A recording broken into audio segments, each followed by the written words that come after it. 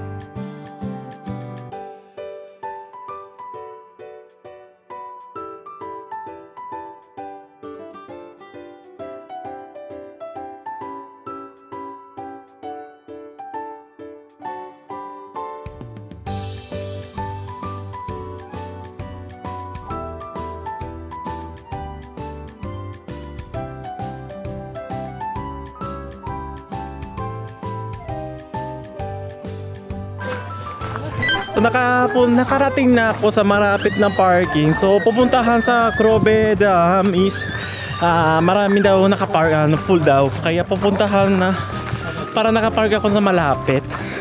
Tapos pupuntahan ng shuttle bus daw siya papunta Ogizawa Station. Ganito. Ayan. Pasasakay natin na shuttle bus.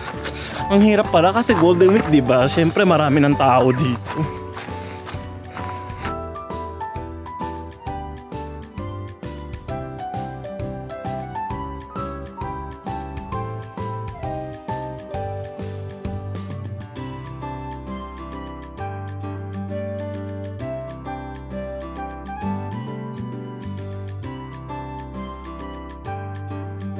Finally, nakalapit ako sa Ogizawa Station, ang entrance na papuntang Krobe Dam. Dam ang tawag ba yun? I-search natin sa English Google. Ipapakita natin viewer dito sa tawag do 1,425 meters ang height na dito from sa dagat. Ipapakita natin, ha. Ayan, no, bundok ng bundok. So, pupuntahan natin sa ticket station. Naka-reserve naman ako. Papalit natin sa ticket. And then, pupuntahan natin sa Grobe. Ang tawag doon, feeling ko is nasa Tagaytay. Ang lamig. Kasi ang taas ng tawag doon ito yung route ang nakalagay Ganto siya. Ayan. So papalit muna tayo ng ticket. Pinalitan namin ng ticket from sa web ticketing naka-reserve. Meron sila machine na i-scan ng QR code and then scan mo lang siya, ilalabas na kayo ng ticket. Yung ticket is kinuha ka Ogizawa hanggang Murodo. Kasi yun doon yung snowball ang sa Murodo So price is round trip na siya, 12,300 yen. And then may nakalagay ng oras. Ayan, punta natin sa station. Dito yung paakit lang daw. Pasasakay tayo ng electronics bus.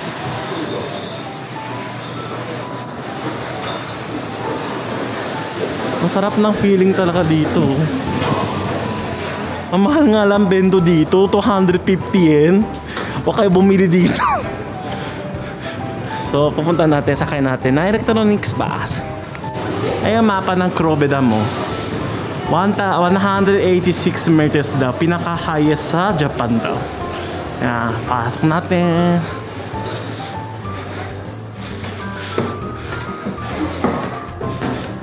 Super ang saya naman. Alam mo, super ang lamig kaya long sleeve ako. Ang kito may bear. Totoong bear yan. Bear. Ang cute. Dito yung platform yung sasakay. Ang haba ng pila. May oras pa naman yung signage nila. Then nakalakaalis natin Ayan, on board na tayo. Super ang dami ng tao.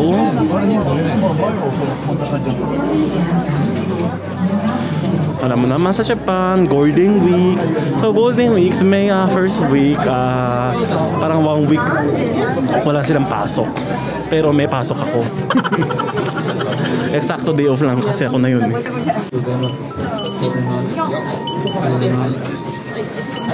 So i-present mo lang yun sa ticket ng QR code sa staff. So papunta natin ng platform. May oras po kasi yun to pagpa onboard sa bus. Ayan, sakay tayo na electronics bus.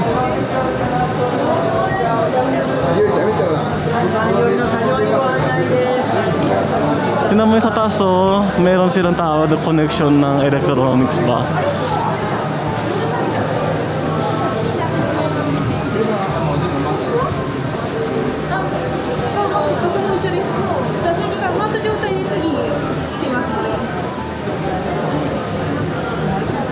May seat limit kasi. Sumunod na tayo sa staff.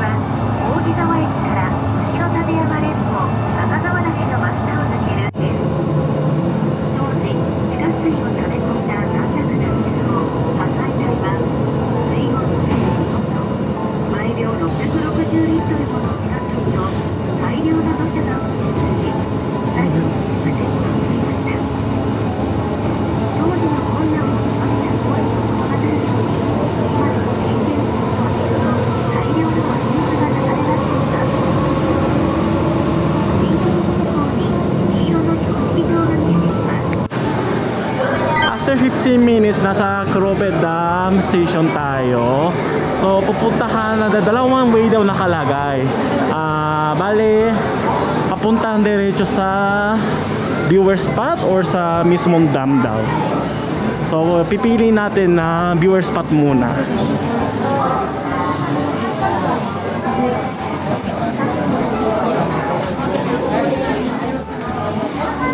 Dam, ano pa nakalagay? Papakita natin. Dam of Observatory. Ayan.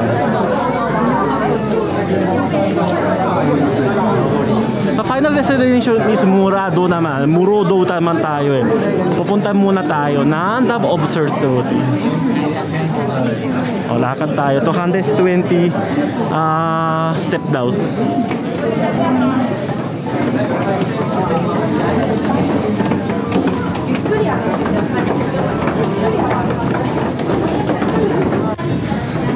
Oh, hingar dito. Super hingar.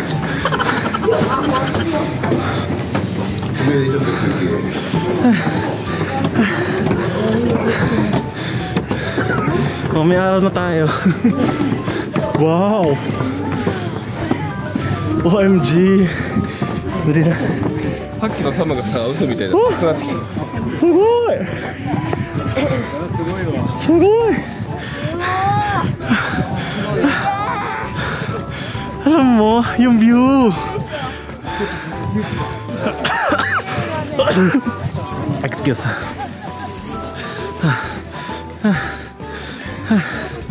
Punta natin sa dam.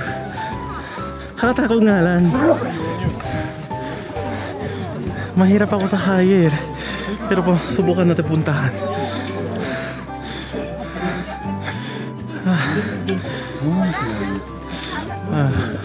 Punta tayo doon. Ayan, view ng Crobe Dam. Tingnan natin, oh. Super ang ganda. Pero taas nga lang, higher. Tapos sa simula sa June, kagitna hanggang October, lumalabas yung waterfall na yung tubig na yan. Mas maganda. Pasensya na, may fence dito eh. Ipapakita natin. Tapos yung bundok ko, super ang ganda. Ayan, pupunta natin outdoor stairs. So, laban tayo. Lakas ng loob ko. Pupuntahan natin, lapitan natin dam kasi kailangan tatawid natin yung kaninang dam. So yung Crobe Dam is 186 meters siya ng pataas, and then first sa Japan ng dam nito. Ano ba yun? Careful lang tayo magsahagdanan. Ang ganda ng view.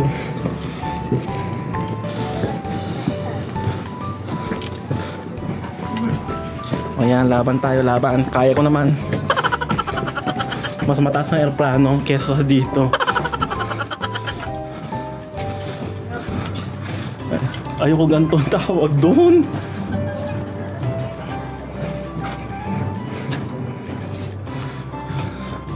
OMG, ang ganda.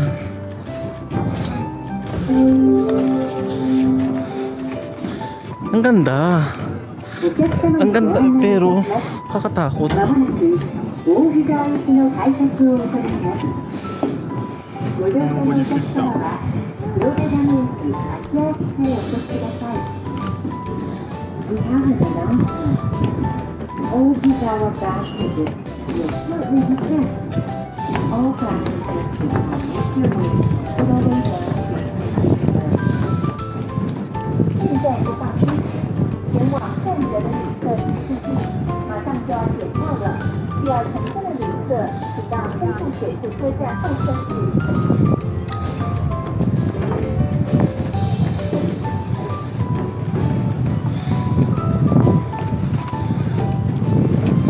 Ano ba yung hangin?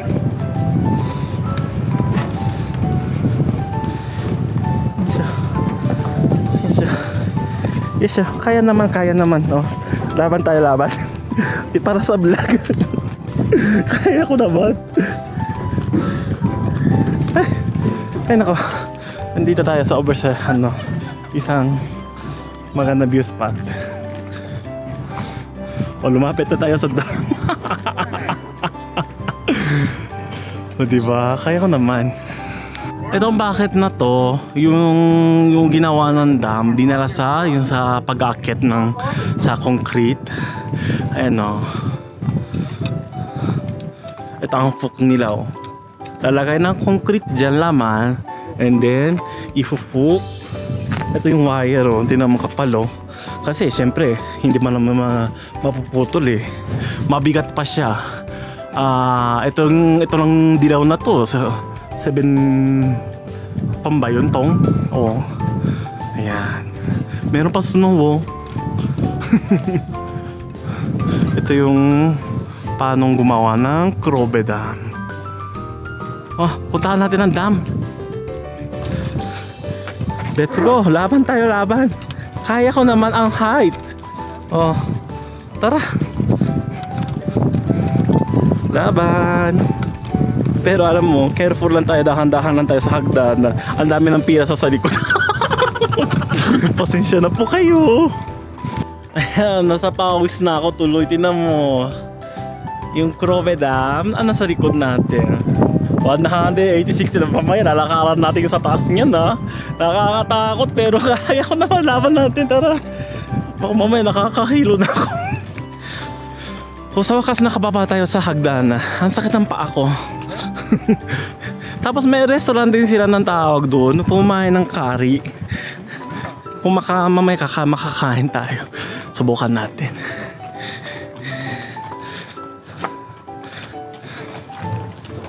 Ang taas pala nun. Init. Pero mamaya sa papunta na sa Morodo, 13 degrees daw. Ay medyo malamig. Okay naman. Andali lang, magbibili ako ng mint kaya kahit mahal.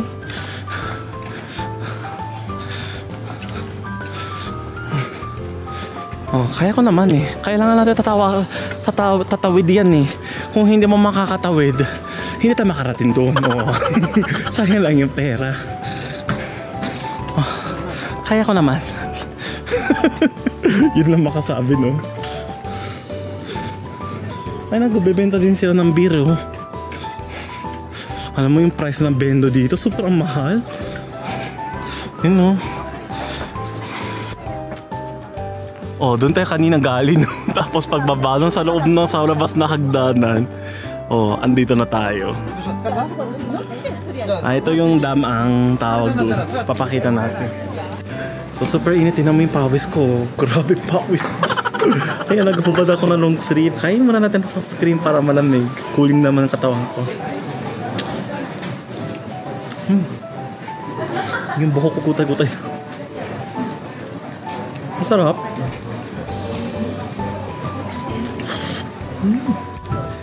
Ayan o, may andyan si Kurongyo no. Kurongyo ang mascot character daw dito. Kasi Crobe Dam diba? O yan, nalakad natin. Laban tayo, maglalakad. Ang Crobe Dam. O, puntahan natin dyan. Kaya ko naman hanggang dun no. Diba? Pag uwi natin di kailangan maglalakad tayo dito. Ang amazing no, biro mo. Kanina sinabi din na sa habang nasa bus may kasi intro guide dun eh. So sinasabi nila gawa ng tunnel dito, yung sa kaninang dumaan ng electronics box. Ang dami din siyempre, anong tawag, mahirap din gumawa dyan kasi lumalabas ang tubig. Ngayon naman dito, biro mo, tao nang ginawa dito, hindi machine. Diba? Ganito, super amazing. Pero siyempre nakalagay sa mga historical dito din, ang dami din namamatay kasi dahil gawa nito sa dam. Ano yan? Hindi naman nakakatakot dito, wag lang lumapit lang dun sa tawag dun. Ano, sa Lapa Pader.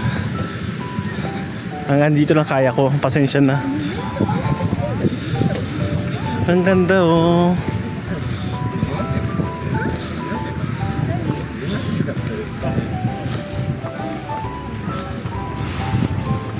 O, lakad-lakad hanggang dulo.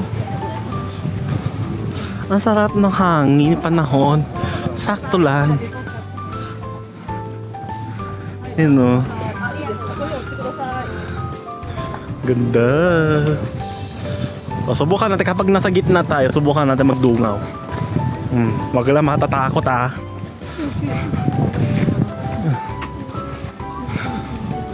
O, nagtatawid tayo ng dam. Ito ang pinaka first ang sa Japan ng dam eh. Sayang nga lang walang waterfall no. Water salute.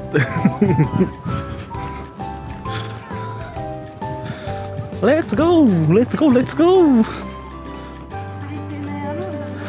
Dito pa kaya yung gitna? O hindi pa? Oh, papaview natin sa tubig. Kakatakot naman. Yan o.